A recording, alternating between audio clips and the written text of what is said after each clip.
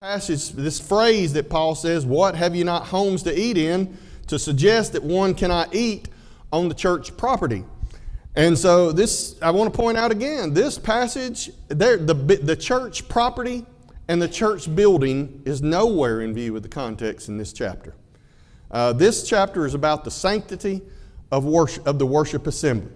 And furthermore, first century Christians, they met in members' houses. If Paul was telling them they could not eat in the meeting place, he was telling them they could not eat in their homes where they were meeting at the same time he was telling them to eat in their homes. It wouldn't make any sense. But it's not the context. That's why it doesn't make sense. If we're going to disregard context on a passage like this and take a strictly literal approach and read into it whatever we want it to say, well, we're going to have a problem with a whole lot of other Bible verses if we treat them the same way some of our brethren are treating this passage. Furthermore, I grew up in I grew up in a congregation like this, an anti-congregation. I say I grew up in it, but what I mean by that is my grandmother and a lot of my family members still, well, my grandmother doesn't today because has dementia. But a lot of my family members attended a church in Medina, Tennessee, which was an anti-congregation. I think they've kind of softened their view on some of these issues over the years. But I remember as a child going to a congregation that really was strict on this. You can't eat in the church building. You can't have a kitchen connected to the church building, or if it is connected to the church building, it had to be paid for from a member of the congregation's own pocket, not the church treasury. And that was a very strong view of that congregation. And I remember even many of the members of the congregation would frequently have questions about inconsistencies and things about the context of this chapter, and we would never get answers about it. And I want to point out some of those inconsistencies and things as we go along. Yes, sir. I have a question. Okay. I'm not too sure if this is correct, but even what I found, there's nowhere in the scripture that says you're supposed to collect money and build a structure. Is that correct? We do that based on expediency. The Bible doesn't necessarily tell us everything that we are to do with the funds that we take from the church treasury. And so we obviously have to have somewhere to meet. And first century Christians met in homes. Sometimes they met in the synagogue. Sometimes they met in the upper rooms. Sometimes they met in the catacombs. And so the scriptures place no emphasis on where we are to meet.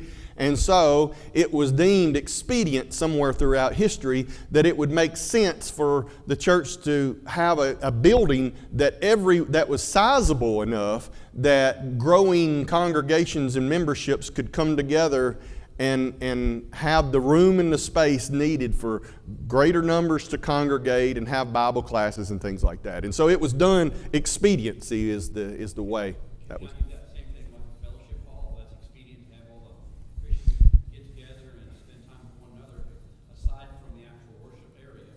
Absolutely. Absolutely, and that's why every church is autonomous, and it's up to the elders of a congregation to decide what is expedient in their situation.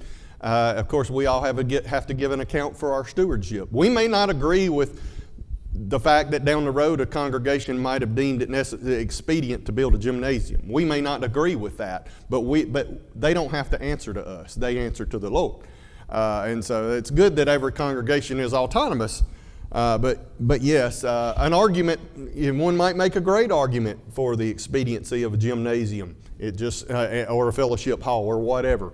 But that's for each one to decide before God. And then I do think that there are some out there who are building things that they could not make a good argument of expediency. But again, that's between them and the Lord, I suppose. But that's a good point. That's something that we would bring up when I was young. And I remember situations,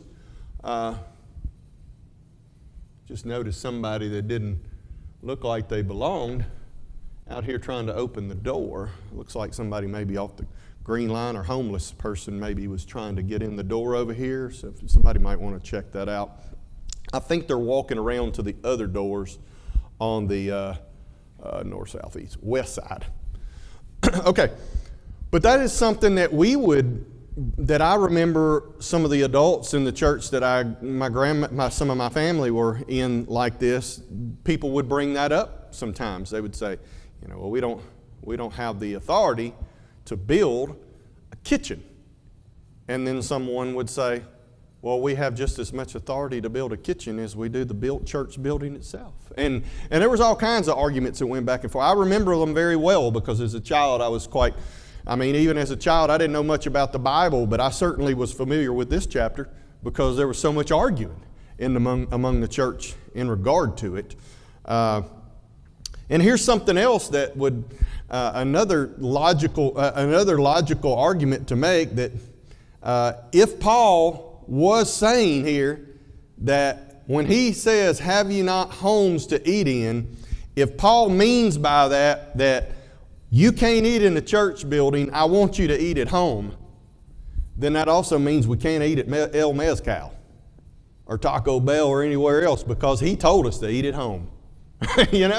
And so that's of course that's not what Paul's saying. Neither is he saying that we can't eat in the church building because the church building is not in view. And then there's another inconsistency. Paul says, have you not homes to eat and drink in? Both, eating and drinking. Now, if Paul meant by this that we can't eat in the church building, he also means we can't drink in the church building. But the church that I grew up in had a water fountain. Everybody used it, and we bought it with the church treasury. How do we defend that? That's inconsistency. Furthermore, people would bring in bottled water. Furthermore, people with infants would feed them milk bottles with milk. And their children, they would give them Cheerios and goldfish to keep them quiet and occupied during service. If we're going to interpret this passage to mean what they say it means, we need to be consistent, and they were not. And so all that just, in my mind, it kind of seems like a denominational mindset. This is a tradition that someone has started and someone has passed down, and we don't have any good biblical authority for it, but we're going to hold to it to our dying breath because it's tradition. That's what it's become. And so I don't hold any ill will towards my family or others that have this belief. I would just urge them to study the context of the chapter and treat it the same way we treat all the other. If we believe that if we're going to interpret this in a very literal way and ignore figures of speech and things like that, then we also need to be wearing head coverings like Paul talked about early in the chapter, right? And doing all kinds of other things that we would know better than doing if we didn't understand context.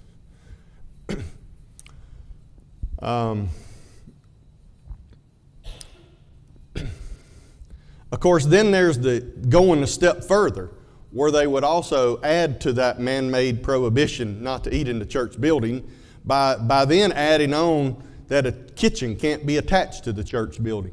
Well, where's that in this chapter? Or you can have a kitchen attached to the church building, but only if it came from a member's donation and not from the church. Where's that in the chapter? See, again, it's just man-made doctrines. And we shouldn't believe it. Of course, now, our stance towards congregations like that, mainstream churches of Christ, I'm going to put us in that group, our view towards congregations that believe they should only use one cup, or believe they should not donate to orphans' homes, or that they cannot eat in churches, etc., our view has been and should be that that's a matter of opinion, and we're not going to condemn them for it, but we're not going to practice it because we know better. The problem is on the other side. They view us as lost because of it. See, they've turned this into a matter of doctrine, and because we have a kitchen and it's connected to our building over here, or in our case it's not connected to our building, we might get off on that. I don't know. But at any rate, they see us as being lost over this. And that's where they have made a line in the sand that God didn't make. Yes, sir. You can apply that to additional structures for Bible classes. Yeah. Just as much as the fellowship hall. Right. Did they get the funds from somebody individual to build the structures to have Bible classes, which is not mentioned at all? Right. It's just a place to do the worship. Right. So again, And we've got all kinds of little fringe groups in the churches of Christ that have some strong beliefs. We got the anti-Sunday school groups, and we've got that don't believe we have authority to have Bible classes separate, that we have to meet together. We don't have authority to break up into individual groups. And then there's some that are against located preachers. We can't pay a full-time preacher. Only members of the congregation can fill that role. And so there's all kinds of little views out there. And to each their own, as long as they're not binding things on people scripturally. But that's where the problem is. They bind these things on others. They say, hey, if you do these things, we are not in fellowship with you. And so that's the problem. And I've got some family members that are on this, and to show you how adamant they are about it, I have a cousin who called me a few years back, and for the first time in many, many years of his adult life, he had fallen away from the church. He grew up in that church with me, and he had fallen away from the church, and he had been just living a worldly life, and he found out I was a preacher, and over the years he learned to respect me, watched some of my sermons, and he called me, and he was interested in studying the Bible, and I thought this is a great opportunity, and I had him just about talked into starting going and attending a congregation again, and he told his mother, and he played a sermon that I had preached for his mother, and he said how excited he was, and he thought he might go to a church that I recommended or even come visit me. And her next question was, do they eat in the church building? Her son is lost. He's not been faithfully attending for decades. And then she totally derailed the whole thing. He's no longer interested because we eat in the church. How sad. It's rather ridiculous. But anyway, besides all this, I can give you an example in Scripture where Paul himself ate in the meeting place on the Lord's Day following worship. Believe it? Acts chapter 20, beginning at verse 7. And upon the first day of the week, when the disciples came together to break bread, Paul preached unto them, ready to depart on the morrow. He continued his speech until midnight, and there were many lights in the upper chamber, where they were gathered together, and there sat in the window a certain man named Eutychus, being fallen in a deep sleep, and as Paul was long in preaching, he sunk down with sleep, and fell from the third loft, and was taken up dead. And when Paul went down and fell on him, and embraced him, said, Trouble not yourselves, for his life is still in him. When he therefore was come up again, and had broken bread and eaten, and talked a long while, even till daybreak, so then they departed. It's the Lord's Day. It's in the place of worship. He falls. He dies. He's risen up. They're still right there. They had partaken of the Lord's Supper. They had partaken of the Lord's Supper earlier, but it says they broke bread and had eaten. So maybe Eutychus was, one thing's for sure, whether they took the Lord's Supper a second time or not for some reason is pointless, because he says broken bread and eaten. It's clear.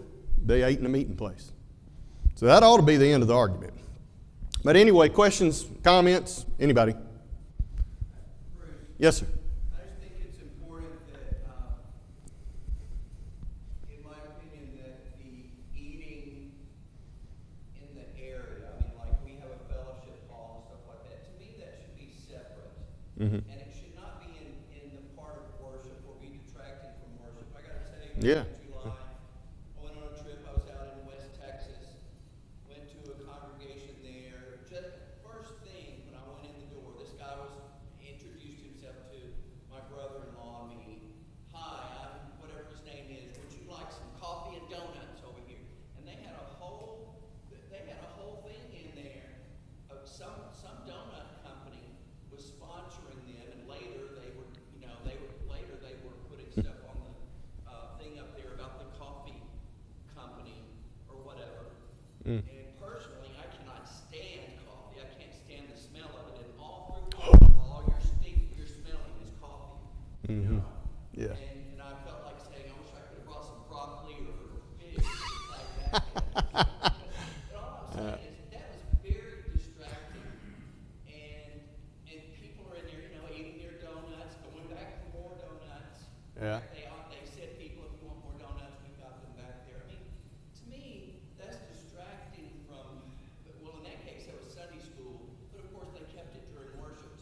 Yeah. And then during worship, got people slurping their coffee and other things.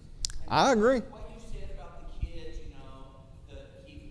feeding them stuff, maybe keeping them quiet, I might concede that. But when you bring a whole, breakfast nook of cereal or something for kids, it's like, can't you feed your kids at home or something? And anyway, Yeah. that's my opinion. Once again, that's my opinion. And the other thing I do want to say is, when you're mentioning about that it's the responsibility of the elders of the congregation and how they spend the money for the congregation, I agree with that. And if we see another congregation doing theirs, that congregation, those elders will have to answer to the Lord. There's Right. extravagance. We see that in public agencies, and I know all about that. Yeah. We see the extravagance and how they a lot of times misuse public funds. In this case, I think that the congregations need to be careful about what they do and how they spend those funds. We're not here to entertain the members. We're here to worship the Lord and everything. And one more thing I'll say is that there's been an occasion here where money was specifically taken up for a certain project or whatever, and for some reason something happened and the project was canceled, and instead they just used that money for something else, which did not. Some of the members didn't care for that or whatever. So I think if the project falls through, maybe they need to give the money back to the members, and then Or at least offer it, and see, make sure. the Yeah. other project or Yeah. something like that. So I just think they need to be careful about using the money and wisely and not extravagantly. I think you made valid point. All three of those points are valid, good points with regard to the first one, which was, your experience on a trip. And, I think that is something that I have taught, I have brought up in sermons before. Sometimes I have seen people in both of the works that I have been a part of, both of the congregations that I have worked for. I have seen from time to time people bringing in coffee, Starbucks or a Monster energy drink and things like that into the services. And I do, like you, I'm persuaded that goes against the sacred, holy atmosphere that the Lord, I think that would fall right in line with what Paul is rebuking these Corinthians for. Because he is, the specific here is Lord's Supper. But the general thing he has a problem with is them not distinguishing sacred from common. And when we treat the assembly as a common atmosphere and not sacred, and I think that could be eating and drinking things in the services, and that could also be just whispering and talking while acts of worship are going on.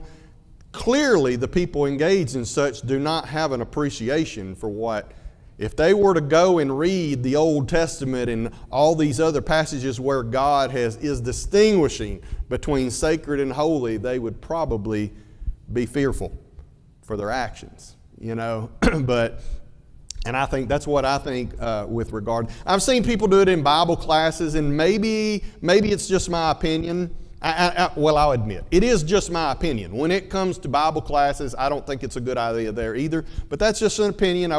I think it's a lot more serious when we're engaged in the worship assembly for this very reason that Paul is pointing out to these brethren in Corinth regarding the Lord's Supper. Yes, sir. Another thing that I've had people talk to me about in times past when I lived in Georgia is that, what about all the support equipment like the screen, the projector, the electronics, microphones? Right. They'll use that too. It's like, Yeah. why are you doing that? That's, Right. God doesn't authorize that in the Bible. That's right. I mean, that's an argument for expediency. Some people would even say, I guess you could even say, if you're going to say that PowerPoint screen's wrong because we don't have to have it, you could also say we don't need songbooks either. Everybody can memorize the songs.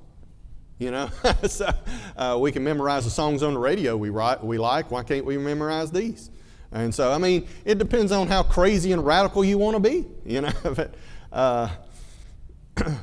Paul talked about expediency in chapters earlier. And so there is a principle of expediency in the New Testament.